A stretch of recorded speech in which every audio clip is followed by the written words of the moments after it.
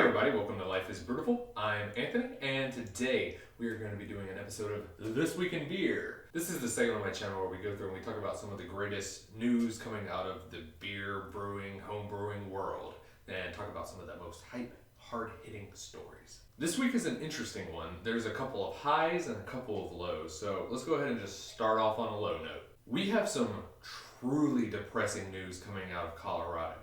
It was announced this week that the Boulder Beer Company will be officially closing their doors. After 40 years of operation, the Boulder Beer Company realized that it is no longer feasible and they are no longer capable of sustaining their current operations. And this devastating news comes right on the tail end of previously devastating news from the same brewery. Back in December, they laid off 20% of their entire employee base, and they decided that they were going to close down their production facilities to instead move to another brewery, a privately owned brewery, to engage in contract brewing. The head of the Boulder Beer Company released a statement saying, "Some outside influences have recently transpired that have led us to make business decisions we feel are best for the company.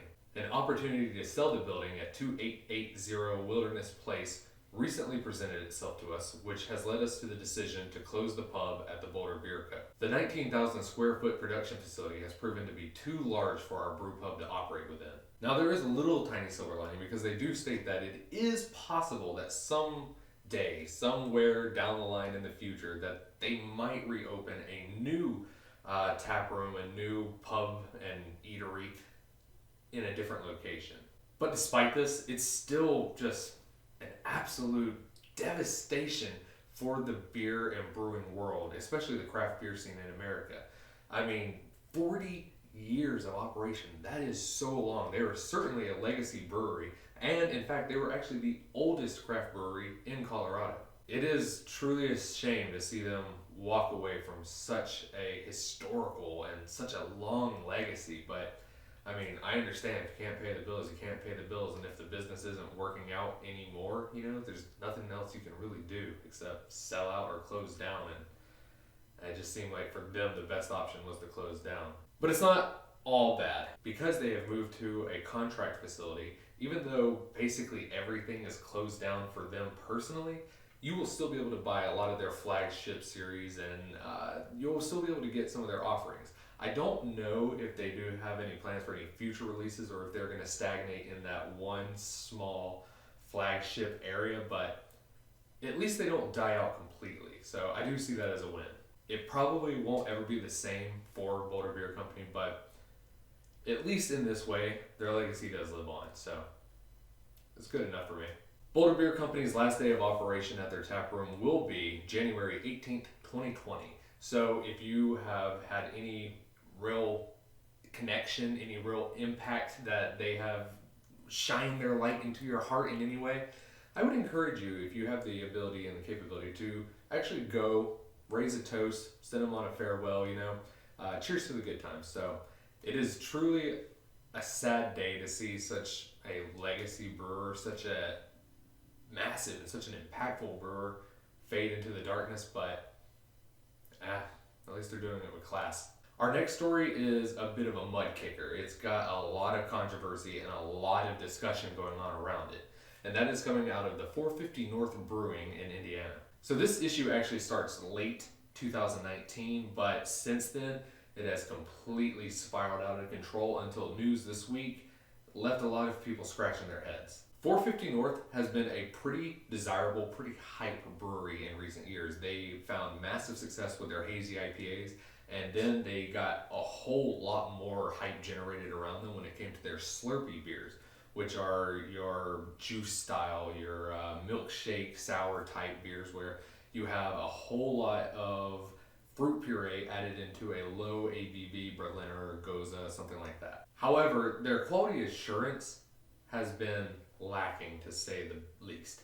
They have recently come under fire because a lot of these $25 4-pack beers have just been exploding. Which I will make a comment, that is not completely on them. They are not an isolated event. If you pick up some of the tasties at the Vail Brewing Company or some of the juices at the Answer Brew Pub, both incredibly hyped and acclaimed in their own right, they always say that these need to be refrigerated constantly, they shouldn't be shipped, they shouldn't be beer traded off, and that they should be drank pretty quickly because of all that excess sugar added by the unfermented fruit puree that's added into the beer with a live cultured beer. It is a recipe for destruction. So although it is annoying and frustrating, especially seeing as how much you're paying for such a small amount, at least it kind of makes sense, you know what I mean? Now, although that is frustrating and annoying and whatever, it isn't really all that bad in and of itself. However, there were some private investigators who decided to look a little bit closer at these Slurpee beers coming out of 450 North.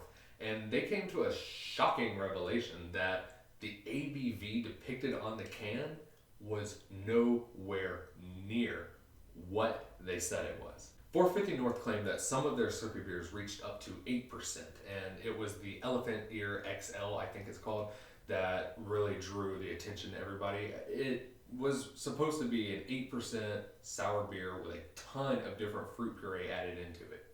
Now, what actually happened and was confirmed by some lab results of an independent nature showed that it was way less, closer to 6%. On surface value, that might not be the biggest jump, but that's huge in the world of beer. One, it is federally illegal. According to the TWIB, all the ABVs depicted on the can must be within an error of 0.3%. 2 full points?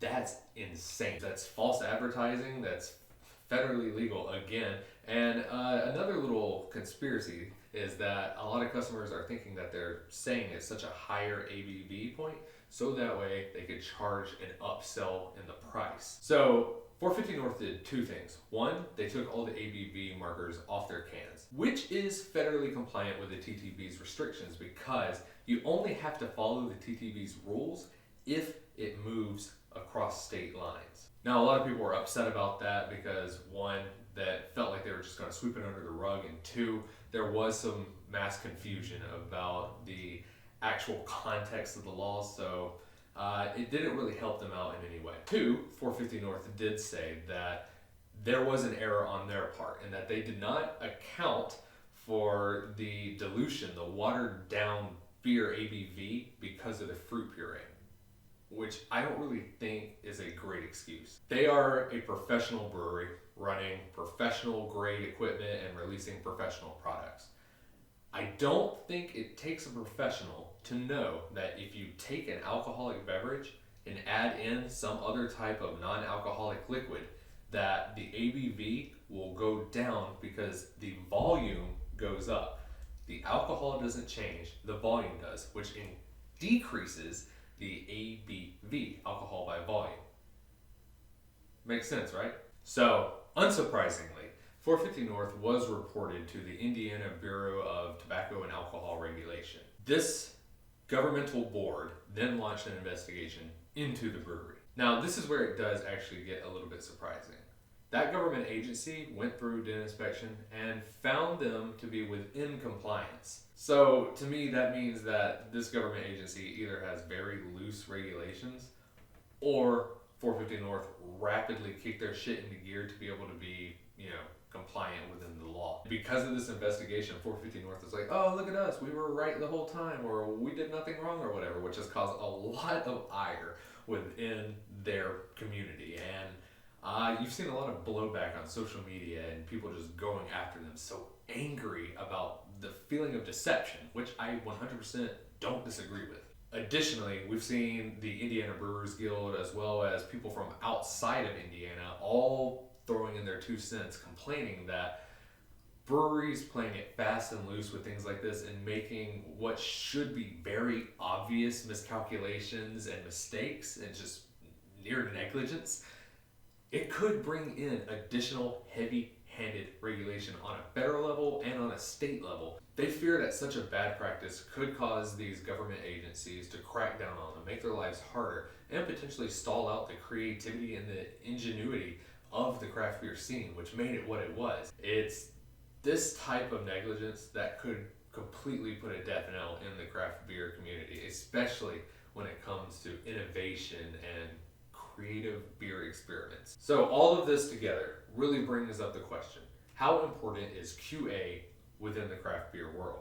If so many breweries are putting out if so many craft breweries are putting out so many subpar beers, it's going to do several things. One, it's going to diminish the reputation in the craft beer world as being a superior, high quality product. Additionally, that same issue could cause people to lose faith in the craft beer industry and start looking for more safer, stable, more reliable products. And that is a perfect opportunity for big beer to be like, oh, look at us. We found a way to make a fruit pureed beer, that is still 100% safe, stable. It's not going to explode on you. And it's certainly a higher quality than what you're getting at that one brewery who lied to you. It creates complications and it opens doors that we might not want opened. So my last parting words on this is 450 North. Just get your shit together, man.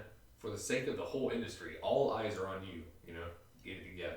Now, our last story is certainly a wave maker. This hit with a huge splash. The impact was massive, seen all around the world in the craft beer community. In a bold move, the Alchemist of Vermont, famous for Heady topper, has decided that they are going to split with the Brewers Association in a way. The Alchemist felt that the Brewers Association's independent seal that made a big splash a couple years back no longer fits what the craft beer community is all about. So instead, they've decided to make their own seal. Instead of just independent, they're going with 100% independent, family owned. Now, this decision does make a lot of sense to me. There are a lot of complications with the BA's independent seal. One is when they came out with that seal, they also changed the guidelines in terms of what it means to be a small independent craft brewery. They could no longer just rely on the term craft brewery because in a landmark case at the Supreme Court in 2016, Blue Moon kind of accidentally won the right to be able to claim and market themselves as craft beer, allowing any brewery in the world, big beer, small beer, local beer, beer made in a dungeon, whatever, as craft beer on a federal level. So the term craft beer was gone. They needed something new, so they came out with independent, right? But with the changing of their terms, they allowed breweries who are minority owned by a third party, even if it is a big beer conglomerate or some other type of beer investor that's taking away the true independence of craft breweries, they are allowed to be owned up to 25% by these entities, meaning they're not really independent. This loophole was created to allow a lot of legacy breweries and breweries who have gotten a little too big, like Sam Adams and Yuengling, who is a craft beer in the Brewers Association. They oftentimes sell off a lot of assets and equity for third-party investors to come in and raise capital so that they can expand their brewing productions, their distribution footprint, just grow overall at the cost of their independence. But the BA still needs all that money from these large breweries who oftentimes finance a lot of their major pushes and help put on seminars and classes and everything that makes the Brewers Association seem like a better deal, a better reason to join. Now, honestly, no smart businessman would condemn them, all right? It makes total business sense to sell off some part of your brewery in order to grow. Everyone makes more money, your product oftentimes becomes better, and more people get to enjoy it. So it seems like a win-win. But when you get down to the nitty-gritty, it's what is the true definition? What is the integrity of independently owned craft breweries? And selling off 25% to a third party, in my opinion, does not equal independent. You can never be truly independent if you are relying on someone else's money, someone else's investment to remain financially stable. It's just impossible to be independent if you are answering to people, And it's for this reason that the Alchemist's 100% independent, family-owned seal seems a little more credible. But that's also where the problems start for this new seal. Just like the term craft beer and the BA's independent seal, the new Alchemist seal doesn't have any legal backing. There is no way it can be held up in a court and be like, oh yeah, you know, they can't use this because they're big beer, unless there are trademarks put in place like the BA seal. But a lot of information is real scarce on this because it was just announced like last night. And it's for this reason that the new Alchemist seal still seems a little bit hollow to me. Additionally, who's to say that every other brewery around the block who disagrees with the BA isn't going to come up with their own seal? And now we have 1,000 different seals all claiming, oh, look, we're this and we're that. Look at this hype word and, oh, you know, whatever. A lot of people look at these seals and they see them as a little bit of a quality assurance when it certainly is not. I made a video on this about a couple years ago. I'll link it down in the description and in the comments, so check that out. It was my reaction to the initial Brewers Association seal, and as much as I hated it, and as much as I want to like this Alchemist seal, I can't help but feeling they're basically one and the same. It's just two sides of the same coin. I do feel like this subject needs another deep dive on its own independent investigation, so I'm going to start doing a lot of research on it. Hopefully in the next couple of weeks we'll have a whole lot of information built up around this, so I'll be able to create a video and put it out for y'all where I go through and analyze all the pros and cons of this decision. But for right now, I'll say that I really, really like the concept, and I really like what the Alchemist is trying to do, the integrity they're trying to bring back to the term, you know, independent. I just don't know if their execution is going to be as great as I want it to be. In conclusion, thank you very much for watching, everybody. I really hope you enjoyed. This is like a fun segment I love doing. It does take a lot of work, and because of that reason, there's going to be some slight few changes this week in beer throughout the future. Some weeks there's just really nothing to talk about, so I probably won't release it this week in beer just to fill you with fluff. You know, if there's nothing going on, there's nothing going on, and I don't want to waste your time. Additionally, I'm not exactly sure how the schedule is going to go from here on out. You know, there might be some weeks missing because, like I said, if nothing's going on, nothing's going on. But two, as I noticed with this week, there's so much news that happens just like right up to the deadline that I really didn't want to put out a rushed, incomplete product and have to talk about something that happened this week next week. So there might be videos on Fridays like they used to be, and sometimes it might be on Saturdays. It just really depends on how the news cycle is going and how much information I can get on the stories I want to talk about before the videos do. You know, so if it doesn't come out on Friday, don't worry. It's coming out on Saturday. If it's not on Saturday, there's just nothing to talk about. So it's not going to be a mandatory weekly segment anymore. That's basically what I'm getting at. So anyways, thank you very much for watching. I really hope you enjoyed, and I hope you learned a little something about what's going on in the news world of beer. That was said really weird. Anyways, again, thank you for watching. Like, comment, subscribe. Remember, there's a story in every bottle, and that life is beautiful. Cheers. Probably should have saved some of that beer for the cheers.